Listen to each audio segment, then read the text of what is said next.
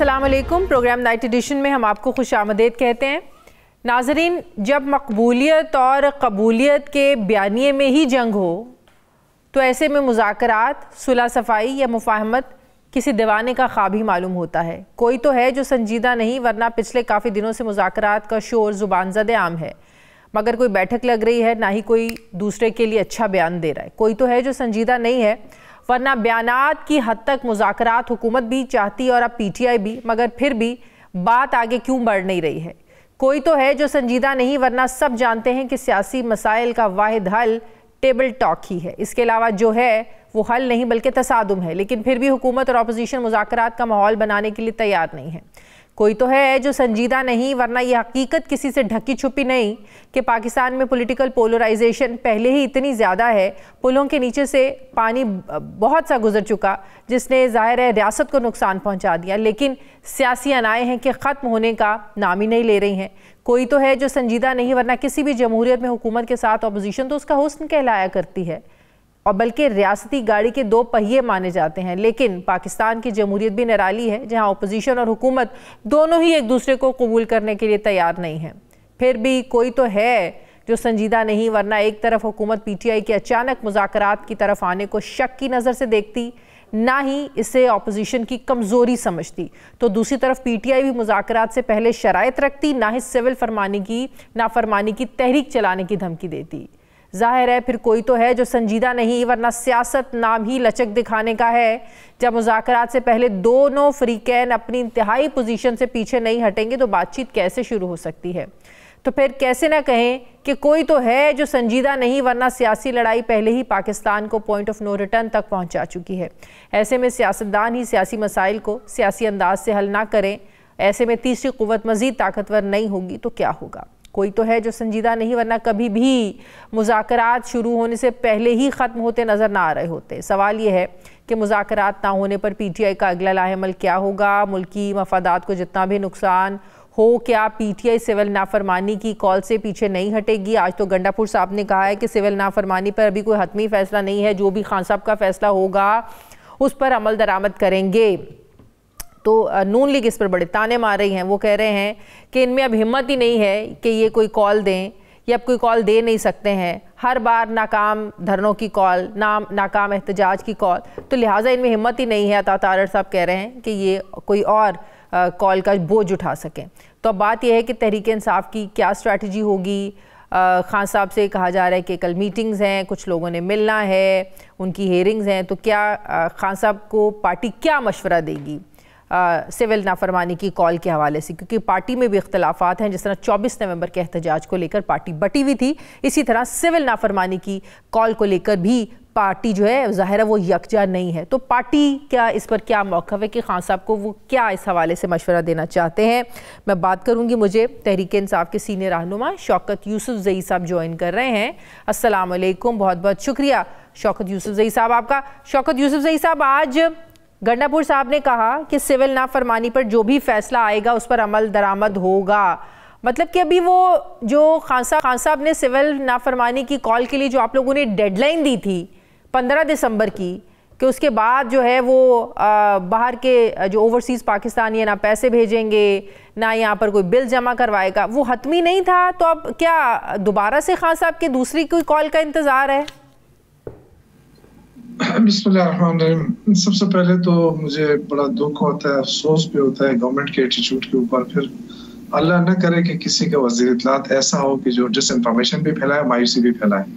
देखिए, अपोजिशन जो है हमेशा अपने हक के लिए लड़ती है, ये जमहूरियत का ये जिस तरह आपने कहा हुसन होता है, लेकिन ये ताने मार रहा है कि जी दोबारा नहीं उठ सकती। भाई क्यों नहीं उठ सकते हैं? अब हम लाहौर जा रहे थे तब भी आपने शेलिंग की, हमारे वर्करों को मारा, जेलों में डाला। हम इस्लामाबाद आ रहे थे, हमें इजाजत भी मिली थी कि जी आप जाके वहां पे जलसा कर ले, उसके बावजूद आपने कंटेनर खड़े किए, फिर शेलिंग की, फिर लोगों को मारा। तो ये कोई पहली मर्तबा तो नहीं था कि आप इस तरह कह रहे हैं कि जी दोबारा नहीं उठ सकते। देखिए, हम है तो पाकिस्तानी, ये मुल्क हम सबका है और सिविल नाफरमानी की तारीख भी रेडी है, लेकिन ये कि हमारे जो कुछ लीडरशिप है उन्होंने खान साहब को मजबूर किया कि जी पहले हम मुज़ाकरात करना चाहते हैं। तो खान साहब ने कहा ठीक है, आप ये शौक भी पूरा कर लें, लेकिन मुझे जहां तक अंदाजा है ये हुकूमत जो है इनके पास इख्तियार भी नहीं है और ना ही ये मुज़ाकरात में संजीदा है। लेकिन आप जोर दे रहे हैं तो बिल्कुल करें, मेरी तरफ से आपको फुल इख्तियार है। उमर अयूब साहब को ये कहा कि जी आपके पास पूरा इख्तियार है, आप जो भी फैसला करें मैं एक्सेप्ट करूंगा। उसके साथ आप असद कैसर साहब को देखें, हामिद रजा साहब को देखें, फिर वो अब्बास साहब, यानी ऐसे संजीदा। लेकिन यहाँ पे भी एक ट्रस्ट डेफिसिट है ना। हुकूमत कहती है कि इस पार्टी जो भी मुज़ाकराती कमेटी जबीर खान साहब ने बनाई है उनके पास तो इख्तियार ही नहीं होता। या तो उनको कोई गारंटी दें कि जो फैसला या जो भी डीलिंग होगी वो पार्टी करेगी, खान साहब उसको मानेंगे। खान साहब तो कुछ मानते ही नहीं है, इतना ट्रस्ट डेफिसिट है। बात ये है, नहीं देखिए बात ये कि इससे पहले तो खान साहब ने मुज़ाकरात किए नहीं है, ना ही उन्होंने इजाजत दी है। तो अगर अपने तौर पे अगर किसी ने किए भी हैं तो वो अपने तौर पे किए होंगे ना। ये तो पहली मर्तबा है कि खान साहब ने बाकायदा अनाउंस किया है, और 5 बंदे थे, फिर उसके बाद 2 और डाले कि ये लोग भी हों तो इससे और अच्छा हो जाएगा।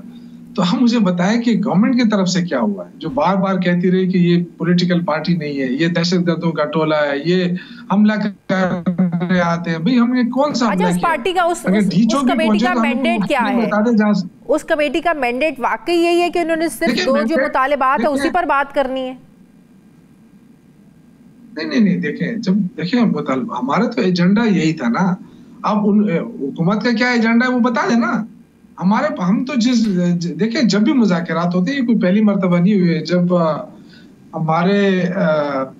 मैं गवर्नमेंट के अंदर मिनिस्टर था और अपोजिशन के साथ, जब अकरम दुरानी साहब अपोजिशन लीडर थे, जब भी कोई इशू आता था तो मुझे आगे किया जाता था उनके साथ, तो बाकायदा अपने वो लिस्ट देते थे कि जी हमारी ये मुतालबात है, और हम उनके साथ बैठते थे और 2-3 घंटों में मसला हल कर लेते थे। अब इशू ये है कि आप ये बहाना बना रहे हैं। गवर्नमेंट जो है वो सीरियस नहीं है, आपको कहीं से सीरियस नहीं लगेगी। पहले तो ये कहा कि जी हम तो वेलकम करते हैं, उनको शायद पता नहीं था पॉलिसी का। जी ये तो बहुत अच्छी बात है, अगर पीटीआई करना चाहते, हम भी करना चाहते हैं।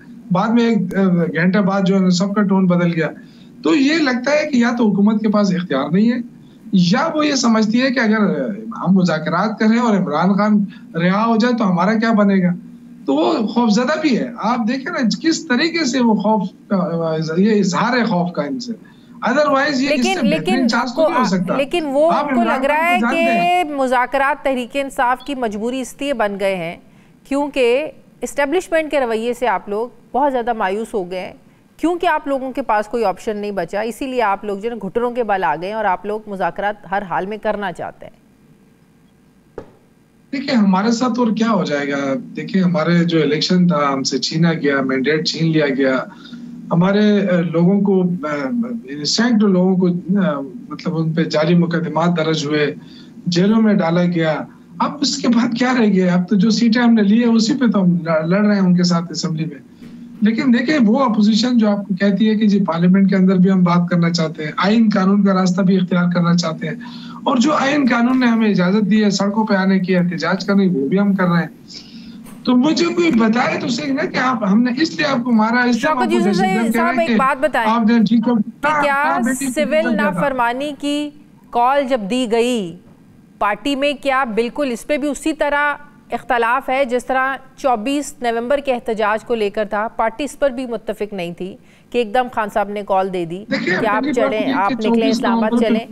नहीं तो सिविल नाफरमानी को लेकर पार्टी यकसू है या इख्तलाफ है वाकई? देखिए मैं आपको बताऊं, पहली बात तो ये कि ना 24 को कोई इख्तिलाफ था ना आज इसमें कोई इख्तिलाफ है। अगर इमरान खान साहब ये कहते हैं कि जी फलां तारीख को सिविल नाफरमानी करनी है तो आप देख लेंगे फिर। लेकिन ये हुकूमत बचगाना बातें करने पे उतर आई है। ये ऑलरेडी, लेकिन खान साहब को बाहर के हालात तो नहीं पता ना। मशवरे तो खान साहब को बाहर से जब पार्टी के लोग मिलने जाते हैं वो बताते हैं ना कि ग्राउंड रियलिटीज क्या है, बाहर का माहौल क्या है। आपको बता रहा हूँ ना कि खान साहब को बताया गया लीडरशिप की तरफ से कि हम मुज़ाकरात करना चाहिए हमें। तो उन्होंने इजाजत दे दी, लेकिन साथ ये कहा कि आप मुज़ाकरात कर रहे हैं लेकिन गवर्नमेंट जो है वो उसके पास कोई इख्तियार ही नहीं है, लेकिन आप शौक पूरा करना चाहते हैं, मेरी तरफ से आपको पूरा इख्तियार है।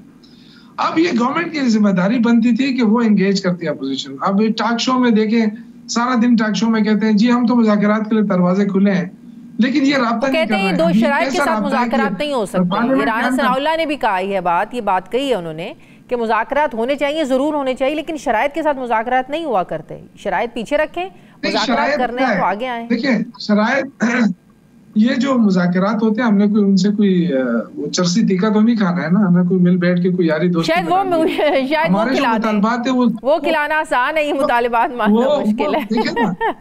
देखिए यही तो बात है ना कि हम आपसे मुज़ाकरात करना चाहते हैं, हुकूमत जो है ना एंगेज करती है कि आपके ये मुतालबात है, हम आपको एंगेज। ये रिसेंटली आज़ाद कश्मीर में क्या हुआ, क्या उनके मुतालबात नहीं थे? तो हमारे कौन से गलत मुतालबा, मैं आपको बताऊं, एक मुतालबा ये है कि जितने बेगुनाह सियासी, बेगुनाह का लफ्ज़ मैं इस्तेमाल कर रहा हूँ, बेगुनाह सियासी वर्कर, जिस तरह के उस दिन 80 के करीब वर्करों को इंसदाद दहशतगर्दी अदालत से उनको छूट मिली और आगे बाहर पुलिस खड़ी थी, उनको दोबारा अंदर कर दिया, तो ये क्या जुल्म नहीं है?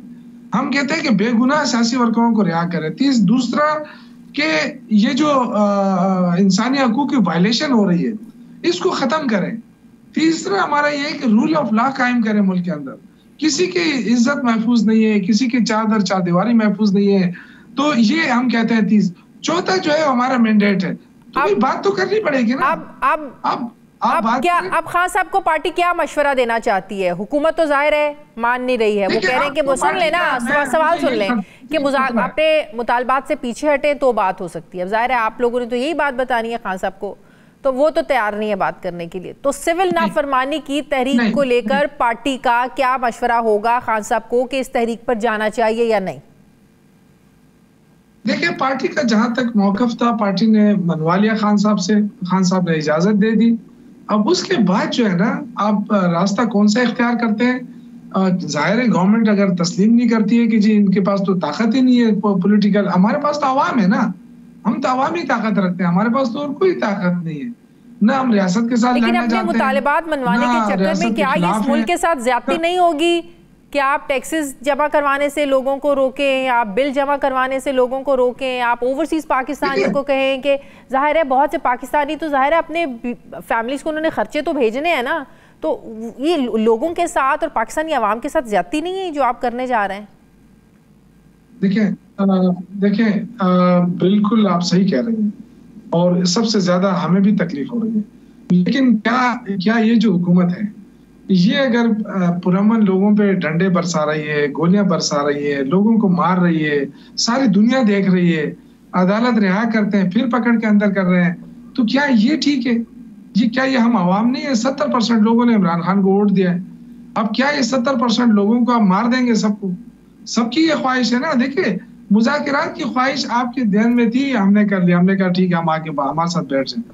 अब जब मुज़ाकरात भी नहीं कर रहे हैं, आप रूल ऑफ लॉ भी कायम नहीं कर रहे हैं, इंसानी हकूक़ की वायलेशन भी आप कर रहे हैं, और फिर आप हमें कहते हैं कि जी आप इस तरह क्यों कर रहे हैं? देखिए हमारे पास क्या ऑप्शन होगा? हम इमरान खान को इन सारे मामलात को, चाहे 24 नवंबर का मामला हो, चाहे खान साहब की एक केस से उनके खिलाफ खत्म हो, दूसरा फौरन शुरू हो जाता है, एक को छोड़ते हैं दूसरे को पकड़ लेते हैं। खान साहब इसी बात पे तो आप लोगों के साथ नाराज़ हैं कि अब पार्टी बाहर से मामलात को सही तरीके से हैंडल नहीं कर पा रही है। क्या इसकी वजह ये है कि जो पार्टी के अंदरूनी इख्तलाफात हैं वो इतने ज़्यादा हो चुके हैं कि खान साहब के जो इख्तलाफात हैं इस हुकूमत के साथ, या जो मसाइल है जिनका वो जिक्र करते हैं, या उनको नहीं आप लोग डिफेंड कर पा रहे हैं? क्या ये पार्टी की अंदरूनी इख्तलाफात की वजह से तवज्जो कहीं और जा ही नहीं रही है पार्टी क़यादत की, लीडरशिप की?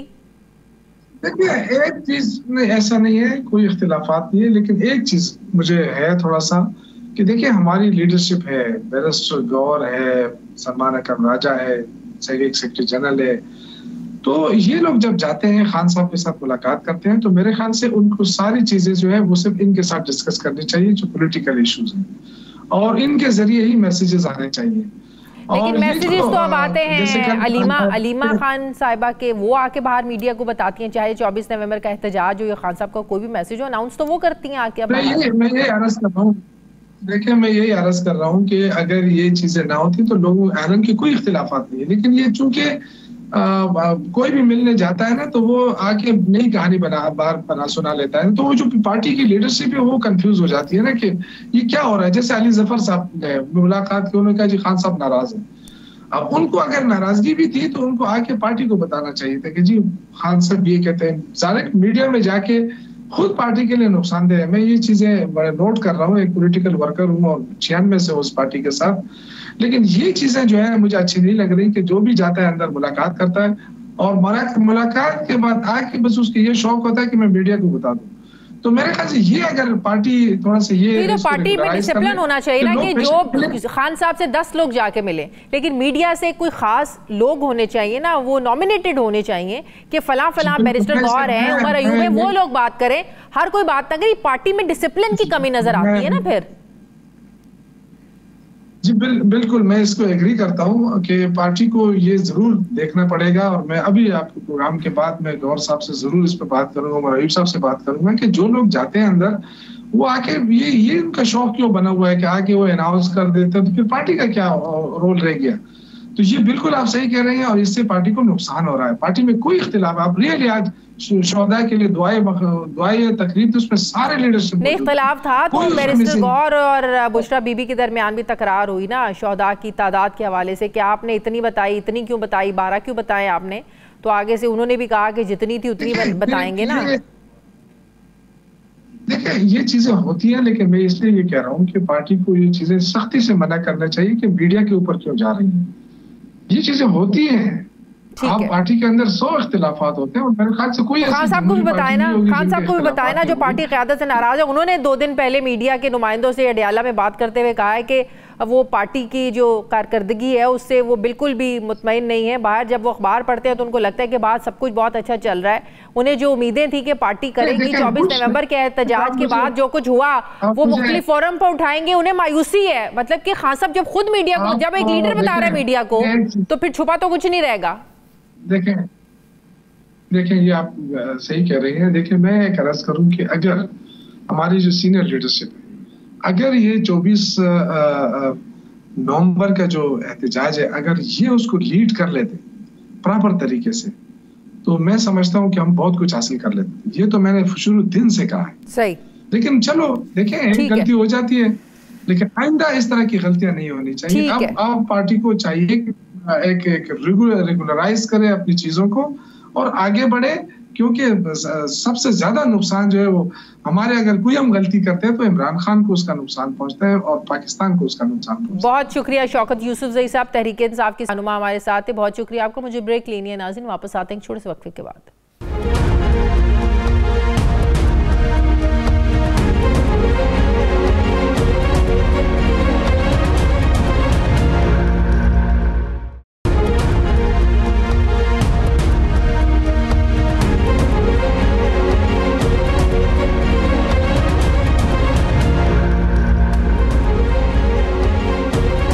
ब्रेक के बाद एक बार फिर से आपको खुशामदीद कहते हैं नाजरीन।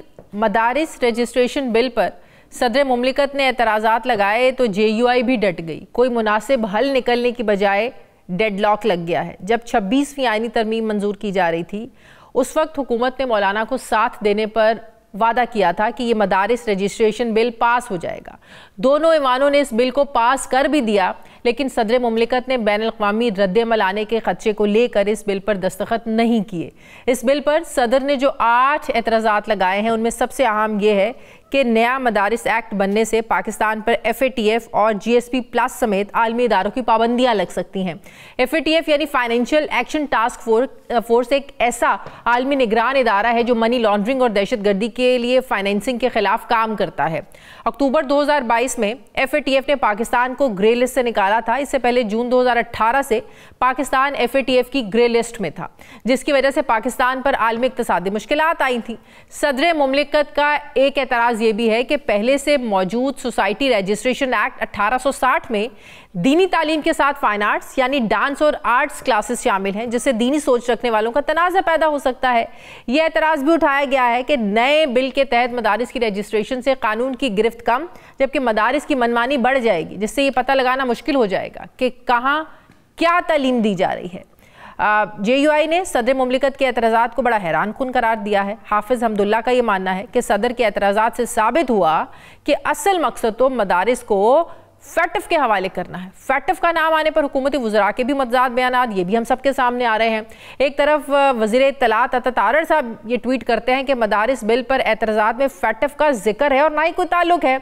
सदर ने जो बिल पर एतराज़ात उठाए हैं वो आइनी है और कानूनी है, जबकि वज़ीर आज़म के मुशीर बैरिस्टर अकील तो कुछ और ही कह रहे हैं। उनका ये मानना है कि FATF से मुतालिक सदर के एतराज़ात दुरुस्त हैं। अब सदर मुमलिकत के एतराज़ात JUIFA के लिए कितने संजीदा हैं? क्या वो इस पर गौर व फिक्र कर सकते हैं, कर रहे हैं कि वाकई ये अगर ये बिल जिस तरह का वो चाह रहे हैं मंजूर हो जाता है तो इससे ज़ाहिर है GSP प्लस और FATF ये पाकिस्तान के लिए जो है नुकसानदेह हो सकता है, क्योंकि ज़ाहिर है पाकिस्तान को ग्रे लिस्ट से जब निकाला गया तो सब ने बड़ा कहा कि शुक्र अल्हम्दुलिल्लाह कि पाकिस्तान जो है वो बड़ी मुश्किल से बच गया है। इस पर मैं बात करूंगी।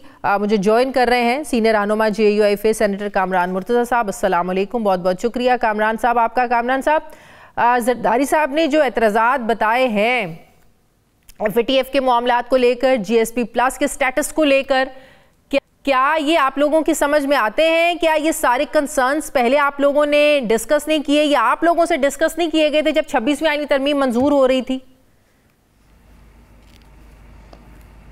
मेरा सवाल ये है कि क्या ये जरदारी साहब की समझ में आते हैं ये जो एतराज़ात उन्होंने लगाए हैं? अगर उनकी समझ में आते हैं तो फिर सारे पाकिस्तान की समझ में भी आ जाएंगे।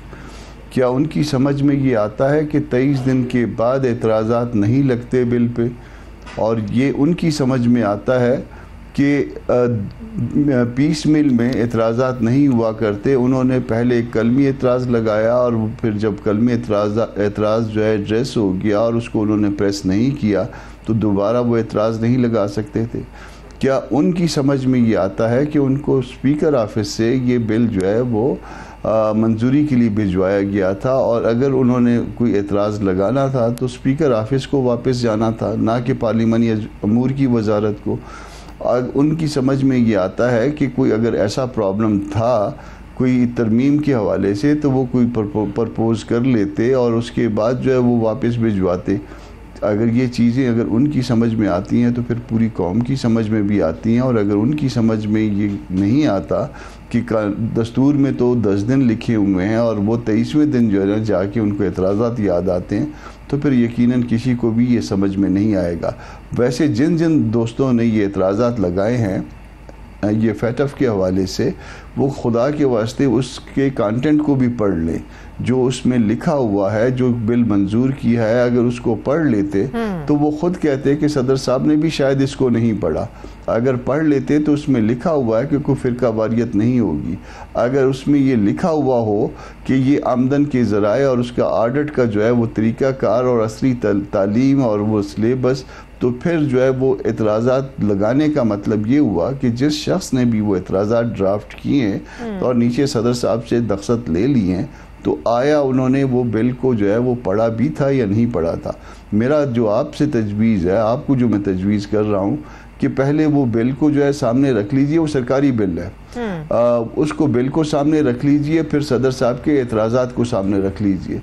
तमाम के तमाम एतराज़ात का जवाब बिल के अंदर मौजूद है और हमें क्योंकि हमें सबको पता था कि वो क्या लिखेंगे जवाब में, तो तमाम के तमाम एतराज़ात का जवाब आपको वहीं से मिल जाएगा। और अगर आपका जो है वो प्रूडेंट माइंड इसको जो है ना इस पर सेटिस्फाई हो जाए कि सदर साहब के एतराज़ात का जवाब इस बिल में मौजूद है, तो फिर जो है यकीनन जो है कम से कम इस पे बताइएगा कि सदर का ऑफिस जो है वो किस तरह से काम कर रहा है। लेकिन हमारा सवाल तो ये है कामरान मुर्तज़ा साहब, जब 26वीं आईनी तरमीम की मंजूरी हो रही थी तो क्या वो उजलत में सब कुछ हो गया क्योंकि हुकूमत को जल्दी थी कि ये कहीं मामला रुक ना जाए 26वीं तरमीम का? तो आपने जो कहा उन्होंने सुन लिया, मान लिया और कहा कि तसल्ली दे दी बस आप लोगों को? नहीं, ऐसा नहीं है। इससे पहले भी ये बिल आपको याद होगा या शायद याद ना हो कि इससे पहले भी ये बिल जो है वो बाकायदा सरकारी बिल के तौर पे जब हमारी 16 माह की गवर्नमेंट थी उस वक्त भी जो है ना ये वही बिल है। उस वक्त भी जो है ना वो पाइपलाइन में था, उस वक्त भी जो है ना वो इसकी एक आध ख्वानगी हो गई थी और उसके बाद जो है फिर किसी प्रेशर में आके उसको ड्रॉप किया गया था। इस सारे मामले में पीपल्स पार्टी हमारे साथ शरीक रही है और बिलावल एक दिन पहले आके उन्होंने कहा कि ये बिल आपका नहीं है, अब ये हमारा भी बिल है और उतना जितना आपका हो सकता है उतना ही हमारा हो सकता है। तो सारे दोस्त जो है वो इसमें ऑन बोर्ड थे और इसकी काबीना ने बाकायदा अप्रूवल दी है, क्योंकि सरकारी बिल था और काबीना की अप्रूवल के बाद जो है ये हाउसेज में आया है दोनों में, और फिर दिन जो है वो सदर साहब के पास गया है और सदर साहब के पास जो है वो 23वें दिन उनको याद आया है, जब 10 दिन का जो मुद्दत थी दस्तूर की वो गुजर चुकी हुई थी, बल्कि वो दोहरी मुद्दत उससे गुजर गई हुई थी, तब उनको याद आया कि ये एतराज़ात लगाएंगे। मगर एतराज़ात लगाने से पहले जो है जिसने भी एतराज़ात ड्राफ्ट किए उन्होंने उस बिल को पढ़ने की भी तकलीफ़ नहीं की। तो मुस्लिम लीग नून का इस पर क्या स्टैंस है? वो तो खुद डिवाइडेड है। अता तारड़ साहब की सुन ले, वो कहते हैं इस बिल में तो कोई एतराज़ात में तो कोई जिक्र ही नहीं है, और दूसरे वो कहते हैं कि बिल्कुल सही लगाया है। अकील साहब कहते हैं कि आइनी और कानूनी एतराज़ात उठाए हैं। मुस्लिम लीग नून के सीनियर लीडरशिप इस हवाले से क्या कहती है? इसमें ऐसा है कि जो हमें तकलीफ़ है, ये बिल तो पास हो जाएगा, वो इसमें इतनी बड़ी बात नहीं है। ये इंशाल्लाह ताला ठीक हो जाएगा। मगर जो सबसे बड़ी तकलीफ़ दे बात यह है कि पाक सरज़मीन का निज़ाम जो है वो इस तरह से चल रहा है कि नून के दोस्त भी जो है ना वो एक दिन जो है ना कैबिनेट में बैठ के बिल को पास करते हैं और फिर जो है ना वो वही जो है ना वो दूसरे किसी उलमा के दूसरे तबके से वो इतराज़ात करवाते हैं सरकारी ख़र्चे पे फंक्शन करवा के, और उसमें शरीक रहते हैं, और उसका बिल भी जो है ना पाकिस्तान के ख़जाने से अदा होता है। और उनके मशीर भी कभी एक बात करते हैं कभी दूसरी बात करते हैं, और सदर के ऑफिस में जब मामला जाता है एतराज़ लगाने का उनका हक़ था, मगर वो हक़ जो है उनको दस्तूर ने सिर्फ 10 दिन के अंदर दिया था। तो जो स्टाफ है जो लाखों नहीं करोड़ों रुपए के बेनिफिट लेता है, उनको ये भी शायद जो है ना वो इल्म में नहीं था कि वो मुद्दत जो है एतराज़ लगाने की गुज़रे हुए दुगने दिन हो चुके हैं। तो वो अगर मुल्क का निज़ाम इससे अंदाज़ा लग जाता है, ये तो एक चीज़ होती है कि जो एक्सपोज कर जाती है आपको। एक बिल है, ये होगा पास, ये ऐसी बात नहीं है, मगर ये हमारे निज़ाम को एक्सपोज कर रहा है कि आप पास भी करते तो पास हैं, होगा, लेकिन आप उसको सरकार की बिल के तकलीफ आप लोगों को जाहिर है इस बात की है कि मौलाना साहब के साथ जो जुबान की वो पूरी नहीं की, इन अदर वर्ड्स धोखा हुआ। उससे भी ज़्यादा दुख और तकलीफ इस बात की है कि पाक सरज़मीन का निज़ाम कैसे चल रहा है, ये असल चीज़ है। सही। उलमा इस पर डिवाइडेड क्यों है? वो कुछ उलमा कह रहे हैं कि नहीं, इसको वजारत तालीम के अंदर ही जो है ना वो रहना चाहिए, तालीम के मातहत ही रहना चाहिए। हाँ, वो उलमा में से जो उनको हेड कर रहे हैं उनका ज़रा नाम तो आप अपने जहन में लाइए। ताहिर अशरफी साहब है ना, ताहिर अशरफी साहब जो है हमारे दोस्त, हमारे जी सरकार के उलमा है ना सारे, ठीक है ना जी। तो और सरकार के उलमा के साथ 3 वजीर बैठे हुए थे, एक वो जिस अदारे के नीचे लाना चाह रहे थे वो भी साथ बैठे हुए थे, वो कुछ साबिक हैं और अब इस वक्त हाजिर भी हैं, और वो इस अदारे को जो जिसके नीचे वो चलाना चाह रहे हैं वो भी साथ बैठे हुए थे, और पेमेंट जो है ना वो पब्लिक एक्सचेकर से हुई है इसकी।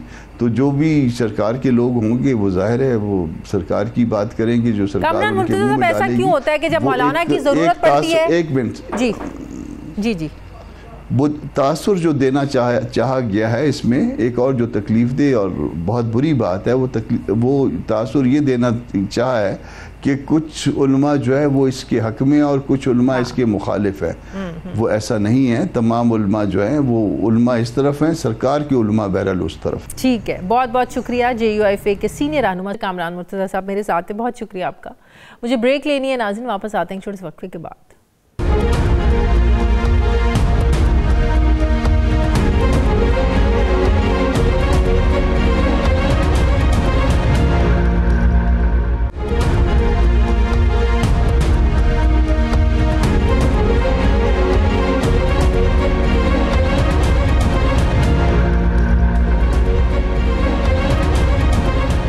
ब्रेक के बाद एक बार फिर से आपको खुशामदीद कहते हैं नाजरीन। कहा जाता है कि झूठ दौड़ता है और सच इसके पीछे रेंगता है। ये कहावत बड़ी पुरानी है, लेकिन आज सोशल मीडिया को देखें तो ये कहावत आज के माहौल पर कहीं ही लगती है।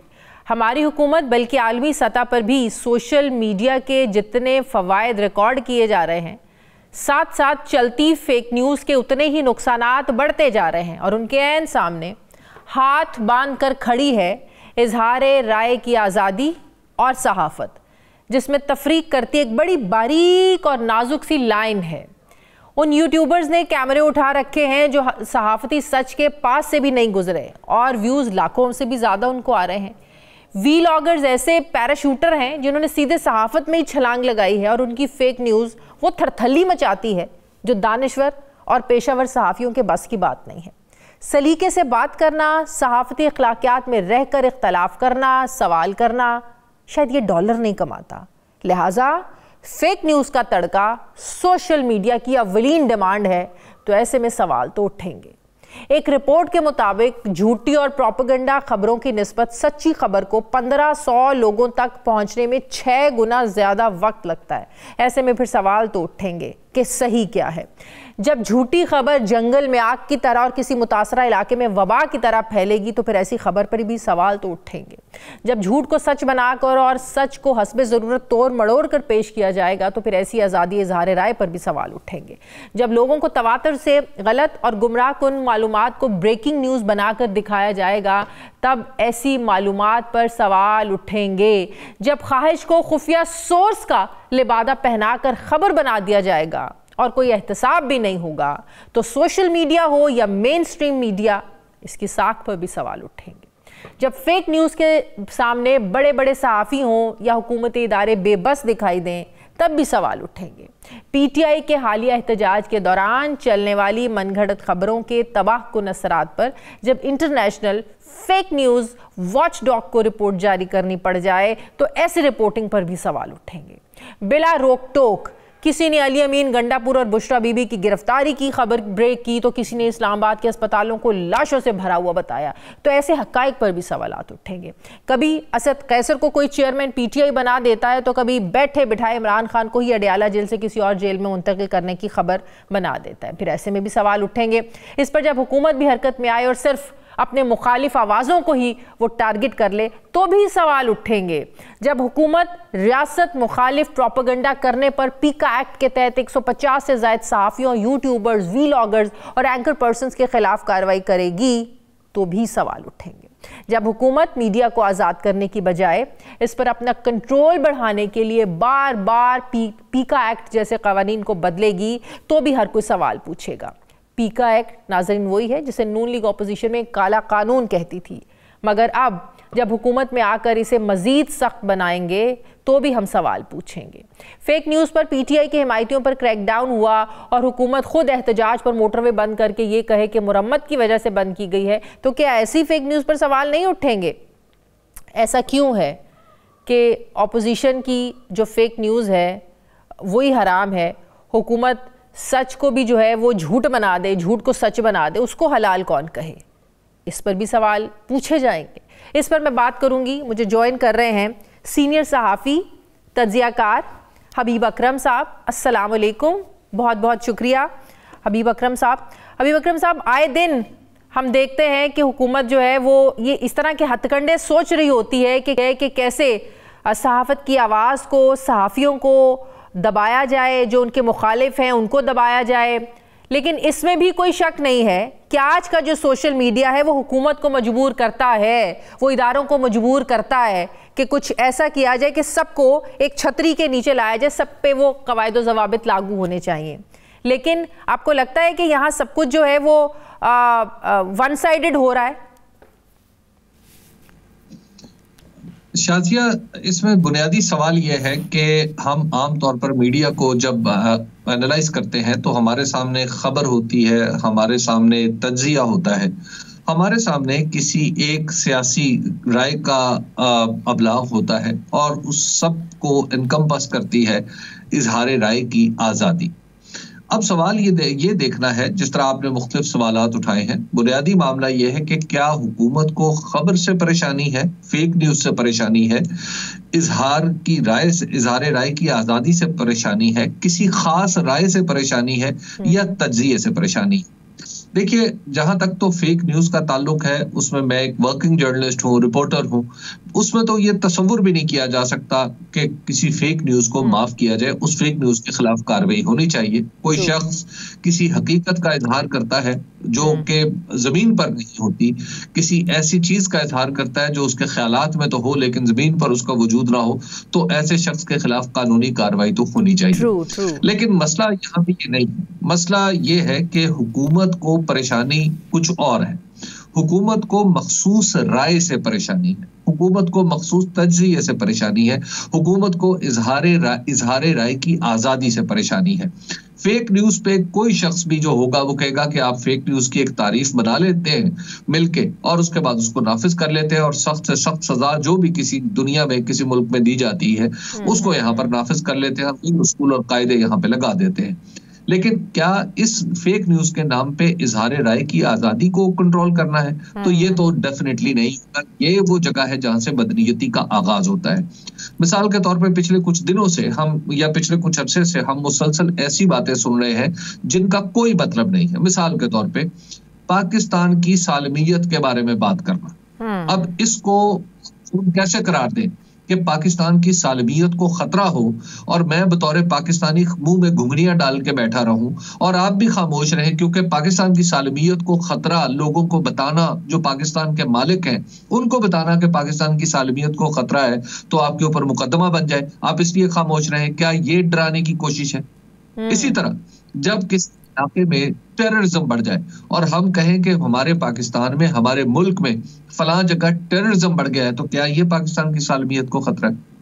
पाकिस्तान में शख्स दस्तूर को तोड़ने की कोशिश करे, दस्तूर को मरोड़ने की कोशिश करे, पाकिस्तान में दस्तूर के नाम पर आईनी तरमीम ऐसी की जाए कि जिसमें दस्तूर का बुनियादी उसूल उसका कला कमा कर दिया जाए, अदलिया के पर कुतर दिए जाएं, उसके नाखून और दांत निकाल दिए जाएं, उसको एक महकमा बना दिया जाए एक सुतून से, तो उसके बाद उस पर बात ना हो, तो ये क्या इससे परेशानी है? क्या ये मुल्क फेक न्यूज जाहिर है इस पर तो कोई कॉम्प्रोमाइज नहीं है। बतौर सहाफी आप भी और मैं भी हम इस पे अग्री करते हैं कि जो बात अभी आपने की बिल्कुल सख्त से सख्त सजा मिलनी चाहिए, लेकिन इसका पैरामीटर क्या हो?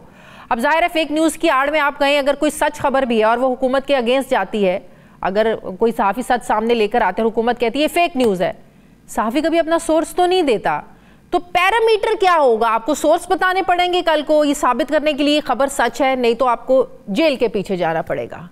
आपने क्या पैरामीटर सेट किए हैं? शाजिया, पहले तो ये समझ लीजिए कि आज तक पाकिस्तान में कभी किसी को झूठी खबर की वजह से मौत नहीं मिली।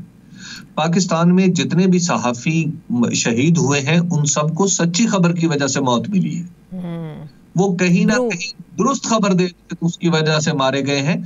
झूठी खबर देने वाले को आज तक कभी किसी ने नहीं मारा, क्योंकि झूठी खबर देने वाला कभी एक का आलायकार बन जाता है, कभी दूसरे का आलायकार बन जाता है। सच्ची खबर देने वाले, दुरुस्त खबर देने वाले, हकीकत का इजहार करने वाले के लिए मसला ये होता है कि वो कभी भी किसी का आलायकार नहीं बनता, वो जो देखता है वो बता देता है। अब जहां तक फेक न्यूज का मामला है, खुद अभी आपने एक फेक न्यूज के बारे में कहा कि अब एक ये जो 22 नवंबर से लेके 26 या 27 नवंबर तक जो कुछ हमने देखा कि जिस तरह मोटरवेज बंद कर दिए गए मुरम्मत, तो अब वहां पे हुकूमत कसम तो खा सकती है, हाँ जी देखे फलां जगह एक ईंट टूटी हुई थी, फलां जगह हम पैच लगा रहे थे इसलिए मुरम्मत के लिए बंद किए गए। लेकिन क्या हम सबको पता नहीं है कि वो मुरम्मत का काम तो हमेशा चलता रहता है, लेकिन उसके लिए मोटरवे बंद नहीं किए जाते। अब इस फेक न्यूज की सजा किसको मिलनी चाहिए और कौन देगा? इसी तरह जहां अब मिसाल के तौर पे जिस पे फेक न्यूज पे ज्यादा परेशानी जो इस वक्त लाहक है वो 26 नवंबर के वाकयात हैं। 26 नवंबर के एक शख्स आता है हुकूमत से ताल्लुक रखने वाला, वो कहता कुछ हुआ ही नहीं, और दूसरी तरफ से कहा जाता है नहीं जी बिल्कुल यहाँ पे तो कत्ले कुछ तो खून हो गया यहाँ पे, तो लिहाजा हम एक ख्याल कुछ और है, दूसरा ख्याल कुछ और है। क्या मैं ये मान लूं कि कुछ नहीं हुआ? मैं ये तो नहीं मान सकता। तो अब इस फेक न्यूज के साथ इसको अगर कुछ हुआ है तो पूरी तरह बताना किसकी जिम्मेदारी है? ये हुकूमत की जिम्मेदारी है।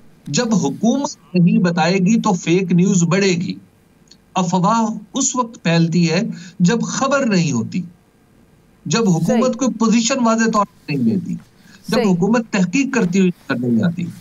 सही। अब हुकूमत जो पीका एक्ट को मजीद सख्त करने जा रही है, वही हुकूमत जो इमरान खान के दौर में से काला कानून कहती थी, तो ये तो फिर नज़रिए ज़रूरत के तहत आप कानून बनाएं, उनको सख्त करते जाएं, जो आपको सूट करे वो ठीक है, वही कड़वा कड़वा थू थू मीठा मीठा आप। तो सहाफ़ती तंजीमें क्या करें फिर इसको लेकर? चुप करके बैठ जाएं? देखिए, सहाफ़ती तंजीमों का इस वक्त थोड़ा सा आपको और मुझे, हमें अपने सहाफ़ी भाइयों से भी थोड़ी सी बात करनी चाहिए, उनके बारे में भी। हमने पिछले कुछ अरसे में ये देखा है कि यूट्यूबर का लफ्ज जो है वो एक गाली की तरह इस्तेमाल किया जाता है, वो सहाफ़ी के मुकाबले में ताने के तौर पर इस्तेमाल किया जाता है। सही। वो रिडिक्यूल के लिए इस्तेमाल किया जाता है। ये बताइए, क्या यूट्यूबर को वो आजादी नहीं मुयस्सर नहीं होनी चाहिए जो आपको और मुझे? बिल्कुल है, लेकिन उनको सनसनी फैलाने की आजादी नहीं होनी चाहिए। हबीब अकरम साहब, क्या फैला रहे हैं भाई? मसला क्या है सनसनी का? किससे सनसनी फैल रही है? जो गलत बोल रहा है उसको आप पकड़े, उसके ऊपर इल्जाम। भाई अगर किसी ने कहा है कि जनाब फलां को जेल से निकाला गया और फलां को जेल में डाला गया, तो उसके ऊपर मुतय्यन इल्जाम लगाए ना। बिल्कुल। आप उसको फैक्ट के जरिए गलत साबित करें, अदालत में जाए, ताकि हमें भी तो पता चले। बिल्कुल सही। देखिए शाजिया, आप और मैं यहाँ बैठे हुए हैं इस टेलीविजन पे, क्या आप और मैं गलत खबर पे 1 रुपए का जुर्माना भी अफोर्ड कर सकते हैं? बिल्कुल सही। हमारी क्रेडिबिलिटी, मेरी नौकरी, मेरा काम मेरी क्रेडिबिलिटी से चलता है। बिल्कुल। मैं अपनी क्रेडिबिलिटी वाला एक हर्फ भी बर्दाश्त नहीं करूंगा, चाहे मुझे कोई अदालत 1 रुपए का जुर्माना करेगी तो मैं उसके लिए लाखों रुपए लगा दूंगा। मैं आला तरीन फोरम तक जाऊंगा कि देखिए मेरी क्रेडिबिलिटी पे हर्फ आ रहा है, तो लिहाजा इसको तो मिटाया जाए। बिल्कुल सही। देखिए, जो है उसको तो अपनी क्रेडिबिलिटी का खौफ मारे देता है। तो आप यहाँ पे दुनिया जो डिजिटल मीडिया पे जो पाकिस्तानी ऐसा करता है, आप उसके ऊपर बात करें कि जनाब ये जो फलां शख्स है, ये हबीब अकरम ने फलां वक्त में यूट्यूब पे बैठ के ये चीज कही और उसके नतीजे में ये, जबकि असल बात ये नहीं थी, असल हकीकत ये थी, तो उस वक्त आप बात करें। क्या यूट्यूब पे यूरोप में, खास तौर पर इंग्लिस्तान में सजा होते नहीं देखी?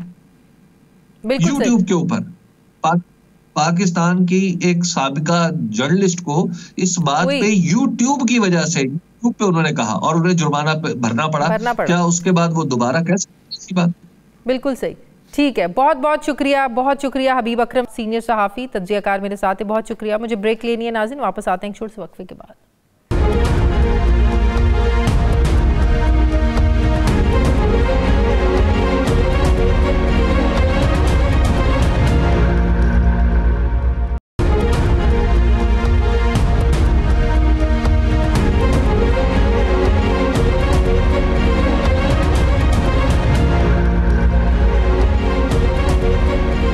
ब्रेक के बाद एक बार फिर से आपको खुश आमदीद कहते हैं नाज़रीन। अगर ये कहा जाए कि पाकिस्तानी मईशत को चलाने, मुल्क में डॉलर्स लाने और इसे सहारा देने में ओवरसीज़ पाकिस्तानियों का बड़ा अहम रोल है, तो शायद ये गलत नहीं होगा।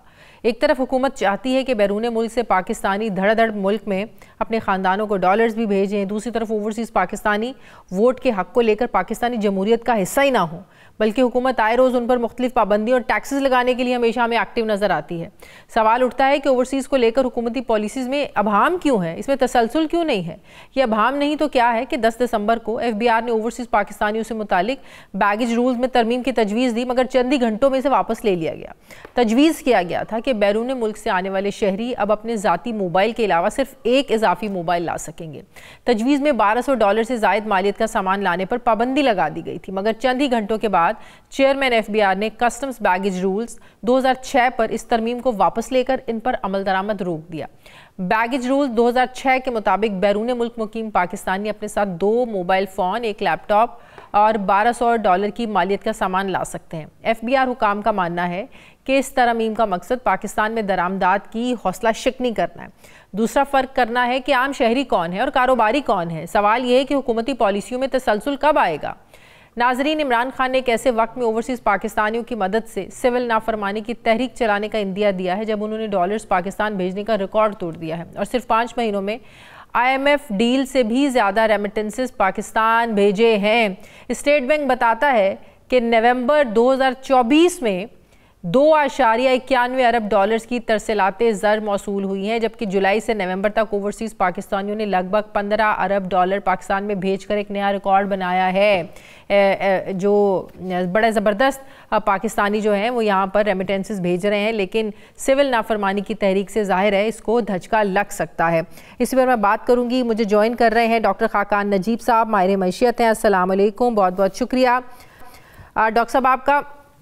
डॉक्टर साहब, सबसे पहले तो बताएं ना कि हुकूमत ने जो बैगेज रूल 2006 इसमें तरमीम की तजवीज़ दी थी कि बाहर से जो आने वाले ओवरसीज़ हैं वो एक फ़ोन लेकर आएँ, दूसरे पर दूसरा लाने की इजाज़त नहीं है। $1200 से ज़ायद का जो सामान होगा उसको जो है ना वो उस तहवील में ले लिया जाएगा, वो नहीं ला सकते आप। तो ये उसको लेकर फिर उन्होंने रिवर्स भी कर दिया। ये हुकूमत को ऐसी तजावीज़ देता कौन है? बिस्मिल्लाहिर्रहमानिर्रहीम। मैंने हमेशा कहा है कि हुकूमत को या अथॉरिटीज़ को, चाहे वो रेगुलेशन हो, पॉलिसी हो, ऑपरेशंस हो, क्योंकि हुकूमत ये तीनों काम कर रही है। रेगुलेटर भी है, पॉलिसी साजी भी सारी मिनिस्ट्रीज करती हैं, और ऑपरेशंस बहुत सी चीज़ें हुकूमत चलाती भी है। इन तीनों में बहुत अच्छी ह्यूमन रिसोर्स और रिसर्च बिल्ड करनी चाहिए। हाँ। ताकि हम जब ये फैसले करते हैं इनके पीछे बहुत ही, जिसे कहीं जामे सोच हो, वक्त हो, और इस तरह के रूल्स आए जो कि हमें रिवर्स ना करने पड़े। देखिए, इस वक्त जो पाकिस्तानीज हैं, एक तो ये भी याद रखिए कि पिछले 5 साल में तवातर से जो लोग बाहर गए हैं वो बहुत बढ़े हैं, और उसकी अक्कासी हो रही है इस चीज में कि आपकी रेमिटेंसेस जो हैं वो 2.5-2 अरब 3 अरब डॉलर से बढ़ के $3 अरब के करीब चली गई हैं, और इस साल ऐसा लग रहा है कि हम $35 अरब हिट कर जाएंगे। अब ये क्यों इतना इंपॉर्टेंट है शाजिया? ये इसलिए इंपॉर्टेंट है कि जो आपका गैप होता है एक्सपोर्ट का और इंपोर्ट का, अगर उसमें ये $35 अरब ना आए तो आप सोचें कि आप ये खसारा संभाल ही नहीं सकते। So it's a double edge sword in a sense. तो हम बहुत ब्रेन ड्रेन हो रहा है पाकिस्तान से, ये भी याद रखिए। अब जो इस वक्त लग रहा है, जो रिसर्च इनिशियल दिखा रही है, तो ऐसा तो नहीं था कि हुकूमत को ये खौफ पड़ गया कि पाकिस्तानी जो इतना रेमिटेंसेस बाहर से भेज रहे हैं और अगर उन्होंने भेजना बंद कर दिया या और तरीके अपना लिए तो नुकसान होगा, शायद इसी वजह से रिवर्स करना पड़ा? जी एब्सोल्युटली, ये बात आपकी दुरुस्त है, और इस पर कोई भी कदम ऐसा नहीं लेना चाहिए जो डीरेल करे इस चीज को। हमने जब फंड IMF के साथ प्रोग्राम भी तय किया तो शायद हमने $33 अरब के करीब की रेमिटेंस सोची थी इस साल। अगर ये $35 अरब पे जाती है तो खुद सोचिए $2 अरब जो इजाफी आएंगे वो कितनी तकवीयत देंगे आपके एक्सटर्नल अकाउंट को, यानी कि बैरूनी अकाउंट को कितनी तकवीयत देंगे। So it is extremely important. जहां तक ताल्लुक है कि कोई सिविल नाफरमानी, देखिए एक तो उसकी अभी किसी को भी क्लैरिटी नहीं है कि वो कैसी होगी, क्या होगी, बट आई डोंट थिंक कि जिस तरह की इन्फ्लेशन पाकिस्तान में हुई है इस वक्त कोई भी लोग अफोर्ड कर सकते हैं कि वो अपने लव्ड वंस को वो पैसे ना भेजें। पैसे ज्यादा है। दूसरी वजह आने की है कि ऑब्वियसली जब चीजें महंगी हुई हैं तो उनको ज्यादा पैसे भेजने पड़ रहे हैं, ये दूसरी वजह है। नंबर बढ़ा, इन्फ्लेशन की वजह से पैसे ज्यादा भेजने पड़े, और इन दोनों का याद है 2014 में भी जब इन्होंने कॉल दी थी तो इन्होंने बाकायदा तौर पर कहा था कि आप दूसरे तरीके हवाला हुंडी वो इस्तेमाल करें, आप इस तरीके से ना भेजें। तो तरीके तो खान साहब ने बताए थे, लेकिन वो आपको भी पता वो नाकाम हुई थी। लेकिन इस बार आपको लगता है कि अगर ये कॉल दे देते हैं तो इस पर अमल करना पाकिस्तानियों के लिए आसान होगा? आई थिंक एक तो आई थिंक थोड़ा सा ना रेगुलेटरी एनवायरनमेंट बदल गई है। उस जमाने में ये हुआ करते थे B और C कैटेगरी के मनी चेंजर्स, ये हवाला हुंडी का बहुत काम करते थे पाकिस्तान में। हमने B और C कैटेगरी के जो काम करने वाले हैं उनको इस मुल्क में खत्म कर दिया है, ये सब A कैटेगरी के बन गए। उनके जो रूल्स एंड रेगुलेशंस हैं उसकी वजह से ये फॉर्मल सेक्टर में भी रेमिटेंस आई है। रेमिटेंस पाकिस्तान शायद पिछले साल भी काफी आई थी, बढ़ के आई थी, जो शो अप हुई, बट इस साल ज्यादा होने की 3 यानी कि वजूहत सामने आई हैं। रेगुलेटरी एनवायरनमेंट ऐसी है कि इनफॉर्मल में भेजने का फायदा नहीं है, और ये भी याद रखिए कि अब सेफ्टी का फैक्टर फॉर्मल में ही आता है, और आपको अगर कोई एक्स्ट्रा पैसे मिल ही नहीं रहे, $278 का है फॉर्मल में, इतना ही इनफॉर्मल में है, सो कोई इंसेंटिव नहीं। पाकिस्तानी ज्यादा बाहर गया और चीजें पाकिस्तान में चूंकि महंगी हुई इसलिए ऐसा हुआ। पर हमें ये देखना है कि एक्सटर्नल अकाउंट को किसी सूरत भी डिस्टर्ब नहीं किया जा सकता शाजिया, बिकॉज जो पहले आप देखिए जब डिफॉल्ट और ऐसी बातें मुल्क में हो रही थी तो कितना रुपया जो है बेकदरी थी उसमें, एक इन्फ्लेशन इन्फ्लेशन, यानी कि इंपोर्टेड इन्फ्लेशन बढ़ रही थी. So this stability is very very important for Pakistan. I think all leaderships have to really be cognisant of this fact. ठीक है, बहुत शुक्रिया डॉक्टर खाकान नजीब साहब मेरे साथ थे, बहुत शुक्रिया. प्रोग्राम का वक्त खत्म हो गया. फीडबैक दें, अपना ख्याल रखें, मुझे इजाज़त दें. अल्लाह हाफ़िज़.